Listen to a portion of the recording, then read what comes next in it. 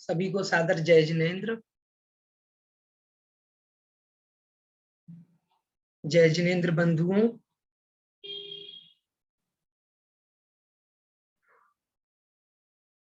हम सभी लोग तत्वार्थ सूत्र जी की कक्षा प्रारंभ करने जा रहे हैं। जितने भी लोग अभी आ चुके हैं और लगभग 2-3 मिनट में जो लोग रह गए हैं वो लोग भी आने ही वाले हैं।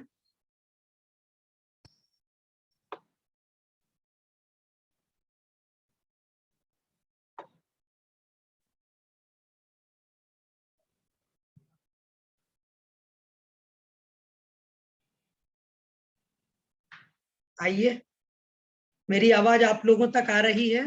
हैंड रेज करके एक बार बता दें अगर आवाज आ रही है तो। ठीक है, ठीक है, जी जी। उषा जी लाठिया आपने बता दिया, शशांक जी, रेखा जी आप लोगों ने बता दिया है। किरण जी कह रही है कि आवाज नहीं आ रही है। अब आ रही है आवाज?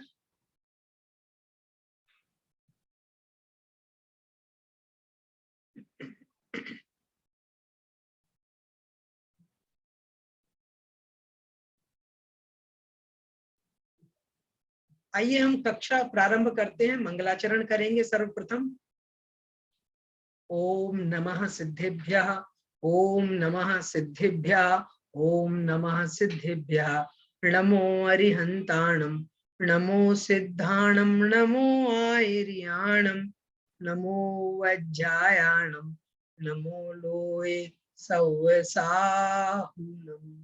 मोक्षमार्गस्य नेतारं भेत्तारं कर्म भूभृतां ज्ञातारं विश्वतत्त्वानां वंदे तद्गुण लब्धये।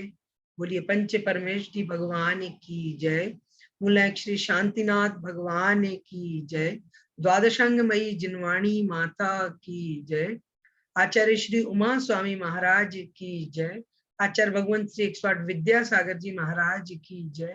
मुनि पुंगव श्री 108 सुधा सागर जी महाराज की जय। अढ़ाई द्वीप संबंधी समस्त मुनिराजों की जय। अहिंसामयी जैन धर्म की जय। जय जिनेन्द्र बंधुओं, हम सभी लोग तत्वार्थ सूत्र जी की कक्षा पढ़ रहे हैं और कल हम लोगों ने कहाँ तक पढ़ लिया था? हम लोगों ने पहला सूत्र पढ़ा था जिसमें हमने उच्चारण को विशेष रूप से समझा था। उच्चारण कैसे करना है, जैसे सम्यक दर्शन ज्ञान चारित्राणि मोक्ष मार्ग, इस प्रकार से सूत्र का उच्चारण करना है, ना कि सम्यक दर्शन ज्ञान चारित्राणि मोक्ष मार्ग, ऐसे उच्चारण नहीं करना है। जोड़ना है, दर्शन के ना को और ज्ञान के गा को जोड़ना है, सम्यक दर्शन ज्ञान ऐसा बोलना है, ठीक है। उसके बाद में फिर इस सूत्र का हमने अर्थ समझा था, जिसमें हमने जाना था कि मोक्ष का मार्ग क्या है। जब पहला प्रश्न ये किया गया, क्योंकि ये मोक्ष शास्त्र है, इसलिए सर्वप्रथम तो मोक्ष का मतलब मोक्ष का मार्ग क्या है। हमें तो मोक्ष मार्ग पर पहले पहुंचना है कि मंजिल तक जाना है, तो मंजिल के पहले मंजिल का रास्ता। सबको मालूम है कि मोक्ष सबको जाना है, सबकी मंजिल वही है, हम सभी मोक्ष जाना चाहते हैं, मुक्ति हर कोई प्राप्त करना चाहता है, लेकिन मुक्ति कैसे प्राप्त करी जाए, तो उसके लिए उन्होंने उसका मार्ग बताते हुए कहा है कि सम्यक दर्शन, सम्यक ज्ञान और सम्यक चारित्र, ये तीनों का एकत्र जो समूह है, या एक इन तीनों की एकता है, इन तीनों का मिला जुला जो स्वरूप है, इन तीनों का मिश्रण जो है, उसको ही उन्होंने कहा है कि ये तीनों मिलकर ही मोक्ष का मार्ग बनते हैं। ये अकेला एक अगर हो, मान लीजिए सम्यक दर्शन है, सम्यक ज्ञान और सम्यक चारित्र नहीं है, तो फिर वो कहते हैं कि भाई अब आप ये नहीं कह सकते हैं कि हम मोक्ष मार्ग पर हैं। मोक्ष मार्ग का मतलब क्या है? मोक्ष मार्ग का मतलब ये कि जिसके पास सम्यक दर्शन भी हो, सम्यक ज्ञान भी हो और सम्यक चारित्र भी हो। चारित्र होना बहुत आवश्यक है। मान लीजिए कोई श्रावक ऐसा है जो सम्यक दृष्टि तो है, 7 तत्वों पर श्रद्धान भी है, देवशास्त्र गुरु को बहुत अच्छे तरीके से मानता है, कुगुरु कुदेव और कुशास्त्रों को नहीं मानता है, बिल्कुल नहीं मानता, लेकिन वह ज्ञान भी रखता है, शास्त्रों को पढ़ता भी है, तो सम्यक ज्ञान भी है उसके पास में, सच्चे शास्त्रों का ज्ञान भी वो रखता है और 7 तत्वों का श्रद्धान भी है, 7 तत्वों का ज्ञान भी है, सम्यक दर्शन सम्यक ज्ञान दोनों है, लेकिन उसने अभी तक आचरण को नहीं अपनाया है, चारित्र जो सम्यक चारित्र कहा गया है उस सम्यक चारित्र को नहीं अपनाया है, तब हम ऐसे श्रावक को या ऐसा जो सम्यक दृष्टि जीव है, ऐसे सम्यक दृष्टि जीव को हम मोक्ष मार्गी नहीं कह सकते। मोक्ष मार्गी कौन है? मोक्ष मार्ग पर कौन चल रहा है? जो जिसके पास सम्यक दर्शन भी है, सम्यक ज्ञान भी है और सम्यक चारित्र भी है। ये तीनों होने चाहिए, एक नहीं। इसीलिए उन्होंने कहा सम्यक दर्शन ज्ञान चारित्राणि मोक्ष मार्गा, मतलब कि सम्यक दर्शन, सम्यक ज्ञान और सम्यक चारित्र, इन तीनों की एकता, इन तीनों का जो एक होकर के जो समूह बन जाता है, उन तीनों का जो मिला जुला स्वरूप है वही मोक्ष मार्ग है। तो यहाँ पर ये कभी भी हमें कंफ्यूजन नहीं रखना है। मान लीजिए मान लीजिए हम हैं या आप हैं या कोई ऐसा जीव है जो सम्यक दृष्टि तो है, सम्यक ज्ञान भी है, क्योंकि सम्यक दर्शन होने पर ज्ञान भी सम्यक हो जाता है। तो सम्यक दर्शन सम्यक ज्ञान दोनों है, परंतु आचरण नहीं है, पापमय आचरण है, अभी पाप की क्रियाओं में लगे हुए हैं, गृहस्थी में फंसे हुए हैं। तब हम उस जीव को हम यह नहीं कह सकते कि यह जो जीव है यह कैसा है, यह मोक्ष मार्गी है। मोक्ष मार्गी तब हो कहलाएगा जब वह सम्यक चारित्र से भी सहित होगा। तो तीनों चीजें होनी चाहिए, सम्यक दर्शन, सम्यक ज्ञान और सम्यक चारित्र, ये तीनों होंगे तब हम कह सकते हैं कि ये मोक्ष मार्ग है। इसीलिए मुनिराजों को मोक्ष मार्गी कहा गया है। जो मोक्ष मार्गी मुनिराजों को क्यों कहा गया? क्योंकि वो सम्यक दर्शन, सम्यक ज्ञान और साथ में चारित्र को भी धारण करते हैं, इसलिए उनको सम्यक चारित्र कहा गया है। तो ये बात हमें बहुत स्पष्ट रूप से इस बात को समझ लेना चाहिए, ध्यान में रखना चाहिए कि यहाँ पर ये जो पहले सूत्र का अर्थ यहाँ पर बताया गया है उसका हमें अर्थ सही सही लेना है, डाउट और किसी प्रकार का कंफ्यूजन नहीं रखना है। दूसरी बात, हमने दूसरा सूत्र जो पढ़ा था वो पढ़ा था तत्वार्थ श्रद्धानम सम्यक दर्शनम। मैं आपको एक सेकंड में अभी स्क्रीन शेयर कर देता हूं, फिर आप लोग थोड़ा सा अच्छे से समझ पाएंगे जो लोग। हाँ देखिए, अब स्क्रीन पर आप लोगों को दिख रहा होगा ये जो सूत्र हम लोगों ने पढ़ा था, तत्वार्थ श्रद्धानम सम्यक दर्शनम। इसमें भी मैंने आप लोगों को उच्चारण के लिए थोड़ा सा बताया था कि तत्वार्थ श्रद्धानम, इन दोनों को जो है हमें मिला करके पढ़ना है। ये वाला जो सूत्र है ये पूरा का पूरा सूत्र कैसा है, ये सूत्र भी हमें उच्चारण की दृष्टि से ध्यान रखना है। तत्वार्थ श्रद्धानम सम्यक दर्शनम, ठीक है। तत्वार्था श्रद्धानम नहीं बोलना है, नहीं तो लोग बाग क्या होते हैं, बोल नहीं पाते हैं, तत्वार्थ श्रद्धानम नहीं बोल पाते हैं तो तत्वार्था श्रद्धानम बोल देते हैं। ऐसा नहीं बोलना है, हमें गलत नहीं बोलना है, बोलना सही है। एक दो बार प्रैक्टिस करेंगे तो वो सही उच्चारण बिल्कुल आपके जबान पर आ जाएगा। तत्वार्थ श्रद्धानम सम्यक दर्शनम। अब देखना यहाँ पर इनको तो मिला करके बोलना है आपको, तत्वार्थ और श्रद्धान इन दोनों को मिला करके बोलना है, तत्वार्थ श्रद्धानम, इस प्रकार से। लेकिन फिर श्रद्धानम और सम्यक दर्शन को मिला करके नहीं बोलना, ये अलग अलग हैं दोनों, ठीक है, अलग अलग हैं, इसलिए यहाँ पर भी अपन को नहीं बोलना है। और यहाँ पर मिलाना क्यों नहीं है? क्योंकि ये जो सा है ये सा संयुक्त नहीं है। संयुक्त अक्षर वो होता है जिसमें दो मिले हुए होते हैं, जैसे सम्यक में माँ और या, ये देखो ये माँ और या ये दोनों है ना, ये मिले हुए हैं, तो ये हो गया संयुक्त अक्षर। और ये जो सा है, ये सा कैसा है, ये संयुक्त नहीं है, अकेला है। और इसके पहले वाला जो ना है उसमें ये बिंदी लगी हुई है अनुस्वार वाली, आप देख रहे हैं, तत्वार्थ श्रद्धानम, तो नम वाली जो माँ की जो बिंदी है अनुस्वार है, इस कारण से ये जो है यहाँ पर हम कोई भी प्रकार का वो नियम जो हमारा सूत्र वो उच्चारण का जो नियम है वो नियम यहाँ पर नहीं लगाएंगे, ठीक है। तो इस तरीके से आप लोग यहाँ इस उच्चारण को भी ध्यान दें। अब थोड़ा सा इसका अर्थ मैंने कल जो बताया था वो आपको बता देता हूँ। इसका अर्थ इसमें लिखा हुआ भी है कि तत्व वस्तु के स्वरूप सहित अर्थ तत्वों या पदार्थों का श्रद्धान। मतलब ये है, तत्व का मतलब हो गया 7 तत्व, और अर्थ तत्व से मतलब है पदार्थों का। किसका श्रद्धान? तत्व का मतलब हो गया 7 तत्व और अर्थ का मतलब हो गया पदार्थ। तो कहने का मतलब है तत्वों का और पदार्थों का सही सही श्रद्धान करना, इसका नाम है सम्यक दर्शन। बात समझ में आई? अब देखिएगा, मैं आपको और बता देता हूं, थोड़ा सा और अच्छे से अपन इसको समझ लेते हैं। आप अगर और भी ग्रंथ पढ़ेंगे ना, तो उसमें अलग अलग परिभाषाएं दी हुई हैं सम्यक दर्शन। आपको ये डाउट हो सकता है कि भाई ये कैसी इन्होंने परिभाषा दे दी है। अब आप जो बाल बोध में पढ़े हुए होंगे, बाल बोध भाग 2 पढ़ेंगे, अथवा अगर आप पहले रत्न करंडक श्रावकाचार्य जी पढ़ेंगे, तो उन्होंने वहां पर चौथे नंबर का जो श्लोक है, श्रद्धानम परमार्थानाम आप्तागम तपोभृताम त्रिमूढ़ा पोढ़मष्टांगम सम्यक दर्शन मस्मयम, इस प्रकार से वो जो श्लोक है उसमें उन्होंने बताया है कि जो परमार्थ वाले जो हमारे सच्चे देव हैं, शास्त्र हैं और गुरु हैं, उन तीनों पर अगर श्रद्धान कर रहे हैं तो मान लेना कि ये सम्यक दर्शन। ठीक है। और यहां पर इन्होंने कहा है कि 7 तत्वों का श्रद्धान करना। यहां पर उन्होंने सच्चे देवशास्त्र गुरु की बात नहीं की।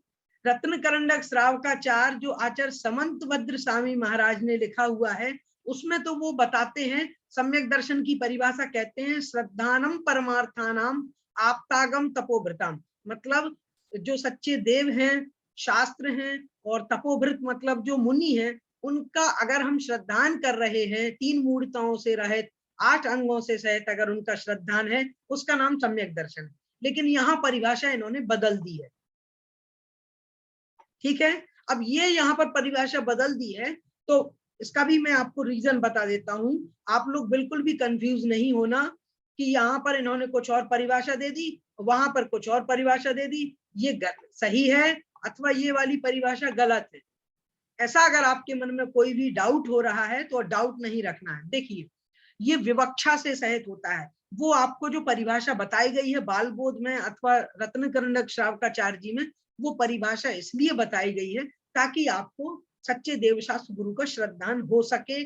श्रद्धान अगर हमारे पास वो श्रद्धान है, वो परिभाषा कैसी है, वो प्राथमिक स्तर की है, मतलब प्राइमरी लेवल की एक परिभाषा है। जो बच्चों को हम कई बार कोई चीज समझाते हैं, छोटे बच्चे हैं उतना नहीं समझ पाते, तो उनको छोटी परिभाषा या सरल करके बताना पड़ता है। तो उस प्रकार से वो जो रत्न करंडक श्रावकाचार्य ग्रंथ है, वो श्रावकों के लिए लिखा गया है और श्रावकों का आचरण उसमें बताया है, इसलिए वहां पर जो परिभाषा है उन्होंने छोटे लेवल की परिभाषा ली, प्राइमरी लेवल की।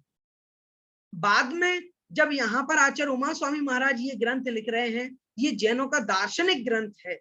मैंने आपको पहले ही बताया था कि इस पर अनेकों टीकाएं लिखी जा चुकी हैं। तो लगभग 2000 साल पहले इस ग्रंथ को लिखा हुआ था। आज हम 2000 साल बाद इस ग्रंथ को पढ़ रहे हैं, हम सभी का ये सौभाग्य है। और ये जो इतना दार्शनिक ग्रंथ है, हर जगह दिगंबर और श्वेतांबरों में इसकी मान्यता है, ऐसे इस ग्रंथ में इन्होंने जो परिभाषा दी है वो बिल्कुल सही और सटीक परिभाषा दी है। वो परिभाषा गलत नहीं है, वहां पर विवक्षा दूसरी है, वहां पर उनका जो इंटेंशन है वो दूसरा है, यहाँ पर इंटेंशन दूसरा है। ठीक है। तो यहाँ पर इन्होंने कहा है कि तत्वार्थ का श्रद्धान मतलब 7 तत्वों का। 7 तत्व कौन कौन से हैं? जीव, अजीव, आश्रव, बंध, संवर, निर्जरा और मोक्ष, इन 7 तत्वों का। और फिर उन्होंने कहा इनके स्वरूप सहित, और साथ में अर्थ तत्व। अर्थ तत्व मतलब क्या होता है? अर्थ से अर्थ, यहाँ पर अर्थ लेना है पदार्थों का।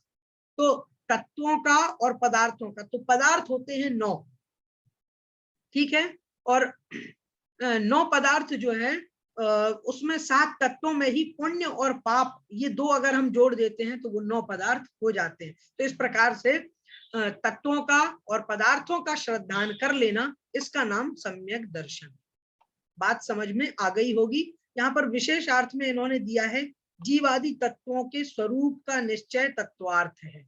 मतलब जीवादि तत्वों के यदि स्वरूप का निश्चय हो जाना ही तत्वार्थ है, और उस तत्वार्थ का श्रद्धान कर लेना, मतलब कि जीवादि जो 7 तत्व हैं, जीव, अजीव, आश्रव, बंध, संवर, निर्जरा, मोक्ष, ये जो 7 तत्व हैं, इन 7 तत्वों के स्वरूप का निश्चय कर उस पर श्रद्धान कर लेना, उसका नाम तत्वार्थ श्रद्धान है।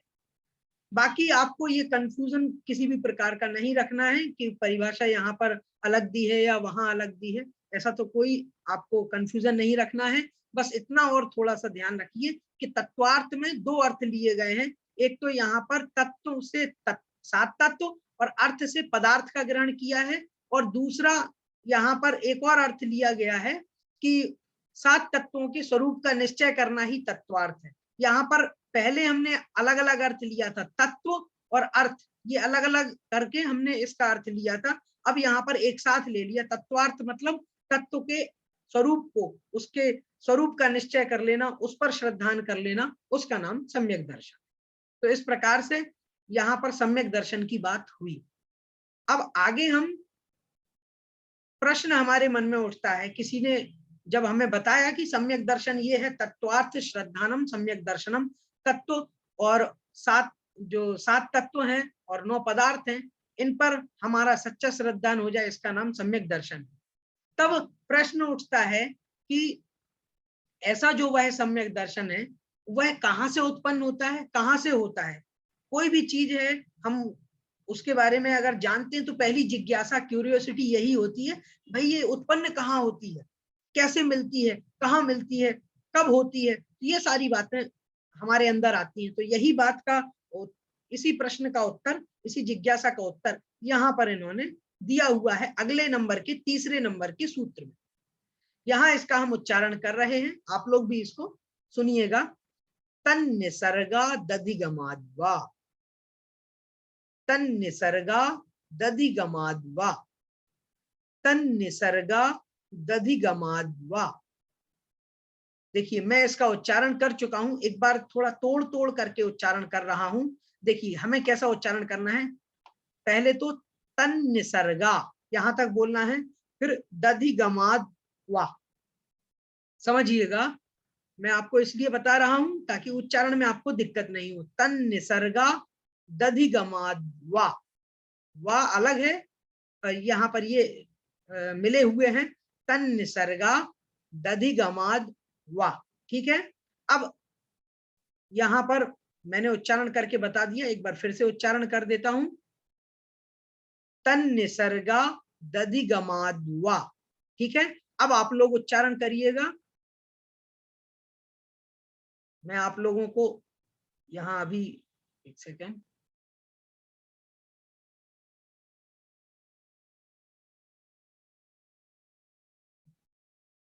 चलिए अनम्यूट करके अब आप लोग भी उच्चारण करिएगा। तन्निसर्गा तन्निसर्गा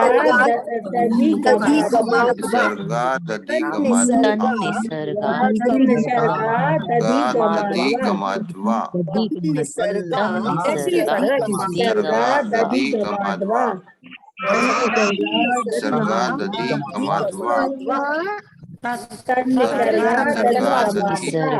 ठीक, अब सुनिएगा, देखिएगा, बहुत अच्छा उच्चारण कर रहे हैं, इसमें कोई संदेह नहीं है। अब इसका हम अर्थ और देख लेते हैं।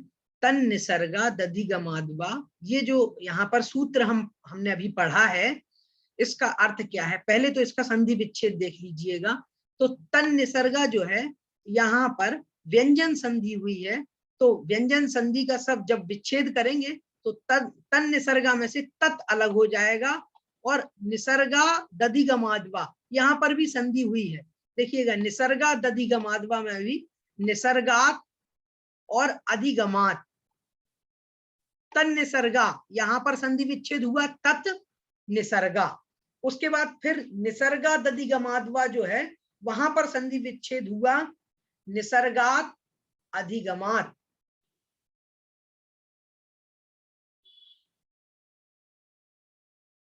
अब थोड़ा सा और जूम कर दिया है, आप थोड़ा अच्छे से देख लीजिएगा क्या बताया है।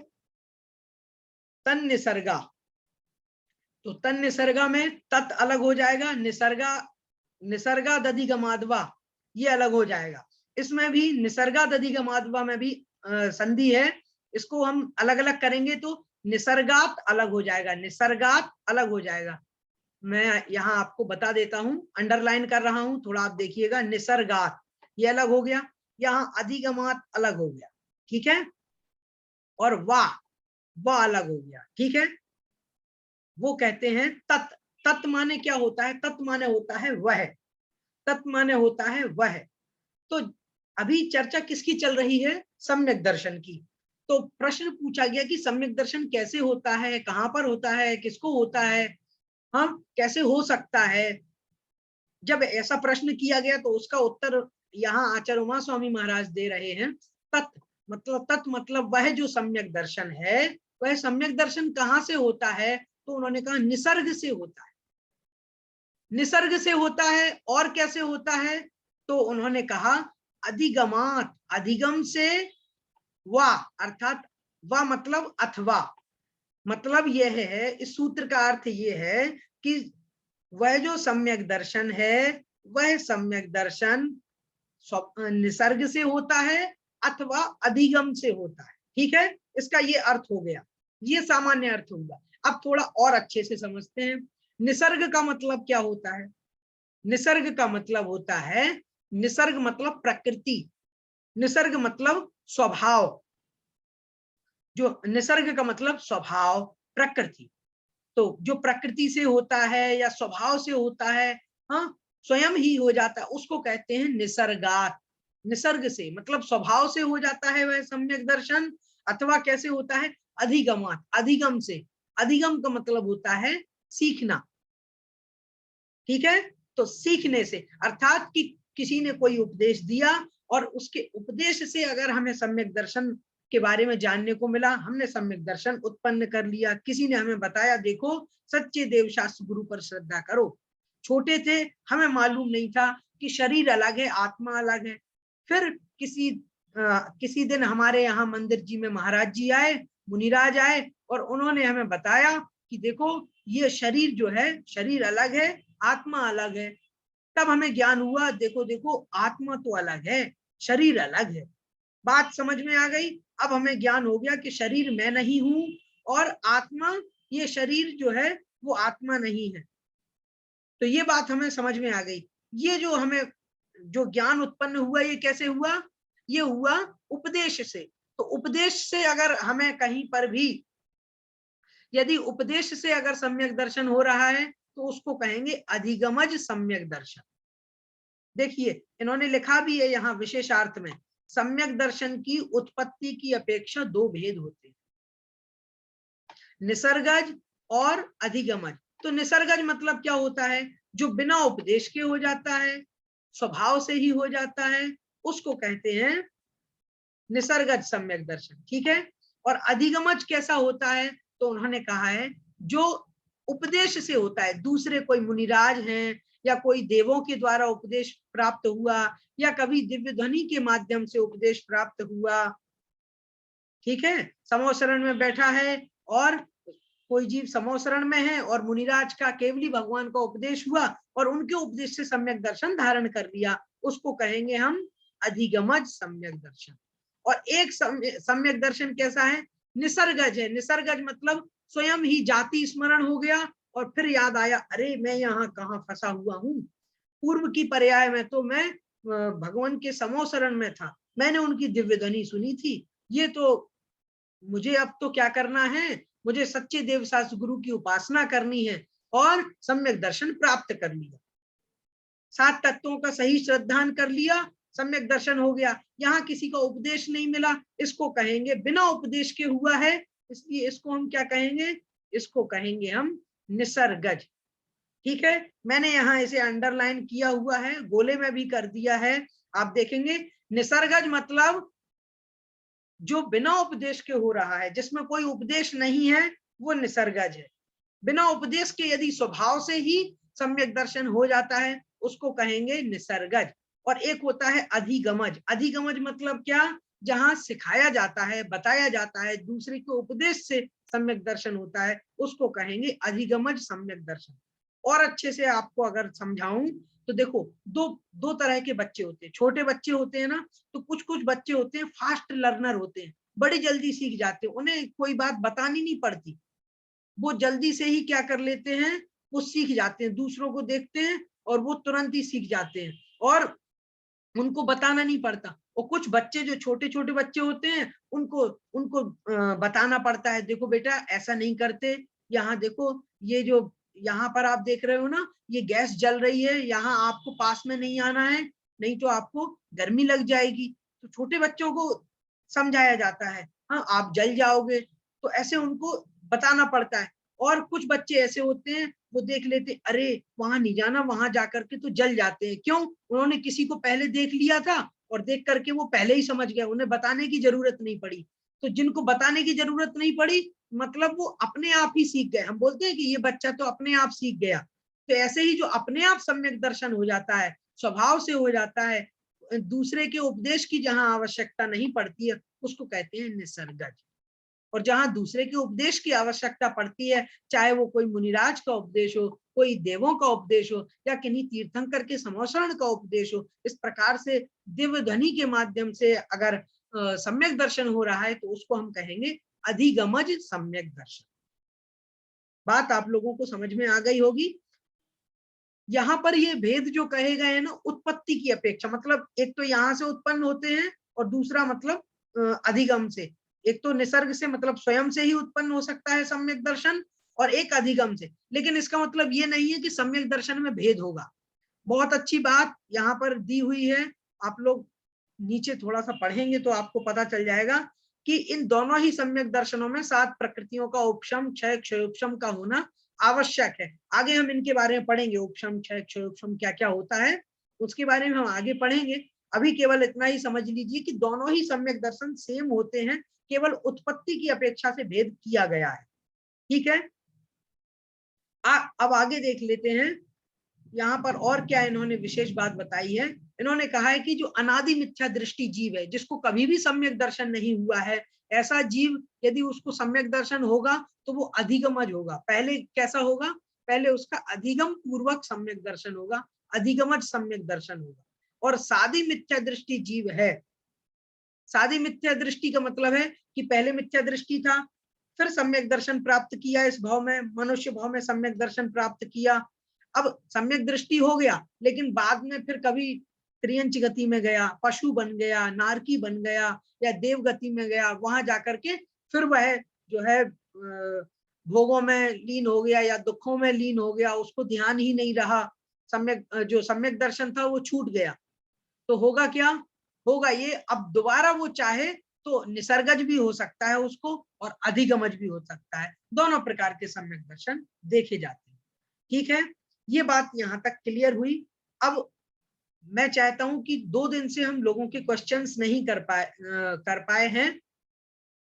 आज हम चैट बॉक्स में, और आप लोग जो यहाँ पर हैं, सभी से निवेदन है कि एक बार आप लोगों के अगर प्रश्न हैं तो आप हैंड रेज कर दीजिए, तो हम कुछ प्रश्न अगर लेना होगा तो प्रश्न लेंगे, नहीं तो अगले जो हमारे यहाँ पर अगला सूत्र है उसकी तरफ बढ़ जाएंगे। एक चैट बॉक्स में एक प्रश्न आया हुआ है, प्रश्न तो नहीं है, एक उन्होंने उदाहरण दिया है कि चारण रिद्धिधारी मुनिराजों के द्वारा सिंह के पर्याय में जो 2 चारण रिद्धिधारी मुनियों ने जो उपदेश दिया था, विजय जी जो हैं वो बता रहे हैं कि उसको अधिगमत सम्यक दर्शन कहेंगे। बिल्कुल सही है। अगर कोई मुनिराज उपदेश दे रहे हैं, जो महावीर भगवान के पूर्व भाव का ये वृत्तांत है, जिसमें वह सिंह की पर्याय में थे, और उस समय 2 चारण रिद्धिधारी मुनिराजों ने उनको उपदेश दिया था कि तुम कहाँ हिरण के पीछे दौड़ रहे हो, ये हिंसा में क्यों लगे हुए हो। इस प्रकार का जब उन्होंने उपदेश दिया, तो उस शेर ने जो है हिंसा आदि का त्याग कर दिया था, और उस समय वह जो सम्यक दर्शन कहलाएगा, वह सम्यक दर्शन कहलाया जाएगा अधिगमज सम्यक दर्शन। ठीक है, तो इस प्रकार से इन्होंने ये बहुत अच्छे से इन्होंने बताया है। एक और प्रश्न इन्होंने कहा है, अनादि मिथ्या दृष्टि पुनः बताने का कष्ट करें। ये जो अनादि मिथ्या दृष्टि का मतलब ये है कि अनादि काल से जो मिथ्या दृष्टि ही है, मतलब देखिएगा 2 प्रकार के अनादि मिथ्या दृष्टि को कैसे समझेंगे। जैसे एक स्वर्ण पाषाण है, खान में जो सोना है, खान में सोना रखा हुआ है, और वो जो खान के अंदर का जो सोना है वो पत्थर से मिला हुआ सोना है, जिसको हम स्वर्ण पाषाण कहेंगे, सोने वाला पत्थर कहेंगे। उसको अभी तक तराशा नहीं गया है, तपाया नहीं गया है, उसकी अशुद्धि जो है, उसकी गंदगी है, मल है, उसको दूर नहीं किया गया है, तो उसको हम कैसा कहेंगे? वह जो कैसा है, वह अभी तक सोना नहीं बना है। वो जो पाषाण है, वो जो पाषाण है वो कैसा पाषाण है? वो पाषाण को हम कह सकते हैं कि वो अनादि पाषाण है, मतलब बहुत पहले से ही वो पाषाण रूप में है, सोना नहीं बना, अब उसको हम तपा करके सोना बना सकते हैं। ऐसे ही वो जीव जो अनादिकाल से मिथ्या दृष्टि ही है, कभी उसने सम्यक तो धारण नहीं कर पाया, या ऐसी पर्याय में रहा कि कभी सम्यक दर्शन प्राप्त ही नहीं कर पाया है, ऐसा वह जीव जो है, उस जीव को इन्होंने कहा है वह जीव है अनादि मिथ्या दृष्टि। और एक होता है सादी मिथ्या दृष्टि, जैसे इस पर्याय में श्रावक कुल मिला और श्रावक कुल के साथ में मुनिराजों का उपदेश सुना, जिनवाणी पढ़ी और इस प्रकार से सम्यक दर्शन को प्राप्त तो कर लिया, लेकिन बाद में फिर अगली पर्याय में मान लीजिए पशु बन गया, अथवा मान लीजिए देवगति में चला गया, अथवा पुनः मनुष्य गति मिल गई, तो मनुष्य गति मिलने के बाद में फिर वो हो सकता है कि वो सम्यक दर्शन छूट जाए। और अब अगर सम्यक दर्शन छूट गया है एक बार होने के बाद में, तो उसको कहेंगे सादी मिथ्या दृष्टि। इस प्रकार से इन्होंने दो भेद कहे गए हैं। इसके बारे में और आगे जब हम चर्चा करेंगे दूसरे तीसरे अध्याय में विशेष रूप से यहाँ चर्चा होगी, तो बहुत सारी चीजें उपसम क्षय क्षयोपसम बहुत सारी चीजें पढ़ने में आएंगी। अभी तो हमने शुरुआत की है, आगे पढ़ेंगे तो बहुत आनंद इसमें आने वाला है। एक यहाँ पर प्रश्न किया गया है चैट बॉक्स में है, खुद के उपदेश से कैसे सम्यक दर्शन हो जाता है, आज के टाइम में ऐसा होता है क्या? यहाँ पर ये प्रश्न जो किया है ना, ये प्रश्न मैं आपको बता देता हूं, आपके मन में हो सकता है। देखिए, सम्यक दर्शन जो है आज के समय में भी ऐसा सम्यक दर्शन हो सकता है, इसमें कोई ये नहीं है कि नहीं हो सकता है, लेकिन खुद के उपदेश से नहीं होता, इसमें खुद स्वयं के भाव से होता है, स्वभाव से होता है। जैसे मैंने बताया था कि कुछ बच्चों को खुद से ही पता चल जाता है, या वो देख करके दूसरों को देख करके ही सीख लेते हैं, समझ लेते हैं। मान लीजिए कोई जीव है और यहाँ उसने संसार को देखा और समझा, और उसने मतलब उसने जिनवाणी नहीं भी पढ़ी है, उसने कभी मुनिराज के उपदेश भी नहीं सुने, कुछ भी नहीं सुना, उसके बावजूद भी वह यदि देखता है कि भाई इस संसार में कोई भी किसी का नहीं है, और संसार में सारे लोग अपने अपने स्वार्थ के लिए कुछ ना कुछ कर रहे हैं, चाहे कोई भी हो, हर कोई अपना अपना स्वार्थ यहाँ पर देख रहा है, और इसलिए मुझे भी इन सब में नहीं पड़ना है। और ये जो एक दूसरे से किसी से राग कर रहा है, किसी से द्वेष कर रहा है, इन सब से दूर हट करके मुझे अपने आप का उद्धार करना है, मुझे इन दुखों से मुक्ति कैसे मिलेगी। अब ऐसा अगर वो सोच रहा है और फिर वो चिंतन करता है कि नहीं, ये जो 7 तत्व हैं, ये 7 तत्वों का पूरा श्रद्धान ऐसा नहीं कि भाई हम लोग जैसे पढ़ रहे हैं परिभाषाएं याद कर लेना, ये श्रद्धान करना नहीं है। श्रद्धान करना कि अंदर से वैसा बिलीव कर लेना। जैसे हम पढ़ते हैं कि भाई मनुष्यों के साथ साथ जो त्रियंच गति के जीव हैं उनको भी सम्यक दर्शन होता है, तो क्या त्रियंच गति के जीव क्या करते होंगे? पहले सम्यक दर्शन करने के लिए पहले वो सोचते होंगे पहले हम तत्वार सूत्र जी पढ़ लेंगे तब सम्यक दर्शन होगा, ऐसा नहीं। अंदर से ऐसा भाव आ जाता है कि यह शरीर अलग है, आत्मा अलग है, मेरा स्वरूप अलग है, मुझे इन जीवों की हत्या नहीं करनी है, मुझे मांसाहार नहीं करना है, मुझे अपना आचरण ठीक करना है। इस प्रकार का जब विचार मन से आने लग जाता है, तब ही सम्यक दर्शन जो है उत्पन्न हो सकता है। ऐसा नहीं है कि उसके लिए बहुत सारी पुस्तकें पढ़नी पड़ती हो और फिर उसके बाद पाठशाला जाना पड़ेगा, बिना उसके सम्यक दर्शन नहीं हो पाएगा, ऐसा कुछ भी नहीं है। तो ये बात यहाँ पर जो इन्होंने कहा है, जाति स्मरण के द्वारा भी हो सकता है, देव भगवान के दर्शन करने से भी हो सकता है। जैसे हम गौतम गणधर स्वामी जी की जो कथा पढ़ते हैं उसमें बताते हैं कि मान स्तंभ देखकर ही उनको सम्यक दर्शन हो गया। तो मान स्तंभ देख करके कैसे हो गया? मान स्तंभ का दर्शन किया और तभी उन्हें लगा कि यही सच्चा स्वरूप है।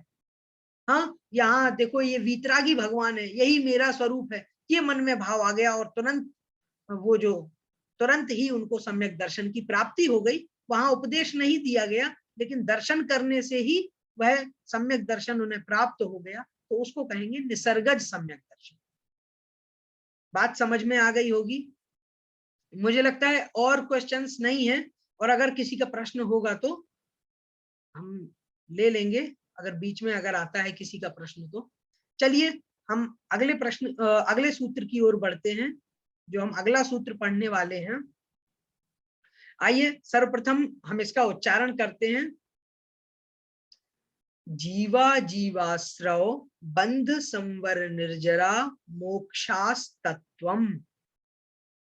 एक बार आप लोग बोलिएगा।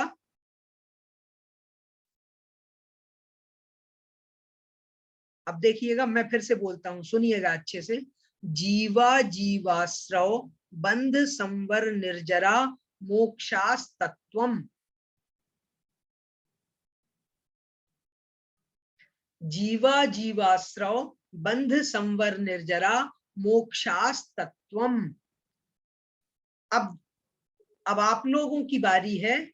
अब आप लोगों को मैं अनम्यूट कर देता हूं और आप लोग अनम्यूट होकर के फिर उच्चारण करिएगा। जीवा जीवाश्रव बंध संवर निर्जरा मोक्षास्तत्वम।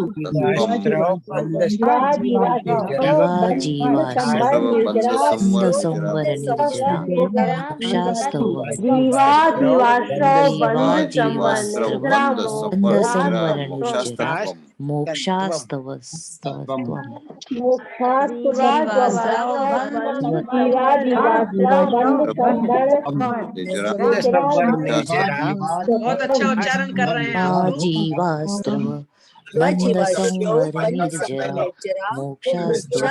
जीवास्त्रव बंध संवर निर्जरा मोक्षास्तत्वम। चलिए, मैंने आप लोगों को म्यूट कर दिया है। अब थोड़ा सा यहाँ पर हम सूत्र को मैं एक बार फिर से उच्चारण कर देता हूँ। जीवा जीवाश्रव बंध संवर निर्जरा मोक्षास्तत्वम। इस प्रकार का यह सूत्र है। आप लोग बहुत अच्छा उच्चारण कर रहे हैं और मुझे लगता है लगभग सभी लोगों का उच्चारण बहुत अच्छा है। उच्चारण करने से एक और फायदा हो जाता है। कई सारे लोग कहते होंगे या सोचते होंगे अपने मन में कि यहाँ पर केवल आप उच्चारण की बात ज्यादा करते हैं या आप इस प्रकार से जो सामान्य अर्थ ही बता रहे हैं, विशेष अर्थ नहीं बता रहे हैं। देखिएगा कि विशेष अर्थ और जो इसमें और भी गहन जो चिंतन हो सकता है या दार्शनिक इसका पक्ष हो सकता है, उसको जानने में हमें हो सकता है कि कई लोगों को इंटरेस्ट हो, नहीं भी हो। और ऐसा भी हो जाता है कि जिनको ज्यादा रुचि रहती है वो अन्य ग्रंथों को पढ़ करके भी और इसके बारे में और धीरे धीरे रुचि उत्पन्न करके स्वयं भी स्वाध्याय कर सकते हैं। लेकिन यदि आपका उच्चारण ठीक है, आपको सामान्य अर्थ भी अगर इसका आता है, तो आपके अंदर एक कॉन्फिडेंस आएगा और कभी आप हिचकिचाएंगे नहीं इसको पढ़ने में। कभी भी जब आपसे कोई कहेगा कि तत्वार्थ सूत्र आता है, तो आप कहेंगे हाँ हाँ, हमने उसके प्रवचन तो पूरे बहुत अच्छे से सुने थे, याद तो है, लेकिन उच्चारण करना नहीं आता, उसका सामान्य अर्थ नहीं आता। तो देखिएगा, यहाँ पर हमें इसका उच्चारण भी समझना है, सूत्र को भी समझना है, संधि को भी देखना है और साथ ही साथ में सूत्र का अर्थ क्या है, भावार्थ क्या है, सारी चीजें देखनी है। समय लगेगा, लेकिन पढ़ने में एक ही सूत्र पढ़ेंगे, लेकिन अच्छे से पढ़ेंगे तो फिर भूलेंगे नहीं और हमेशा याद रहेगा और हमें पक्का याद करना है। देखिएगा, यहाँ पर संधि है और संधि का विच्छेद मैं आप लोगों को बता दे रहा हूं। जीवा जीवाश्रव जो है ना, यहाँ पर संधि है। यहाँ पर कौन सी संधि है? यहाँ पर है दीर्घ संधि। जीव और अजीव, देखिएगा, जीव और अजीव जो है, इन दोनों में क्या है? इन दोनों में संधि है, जीव और अजीव।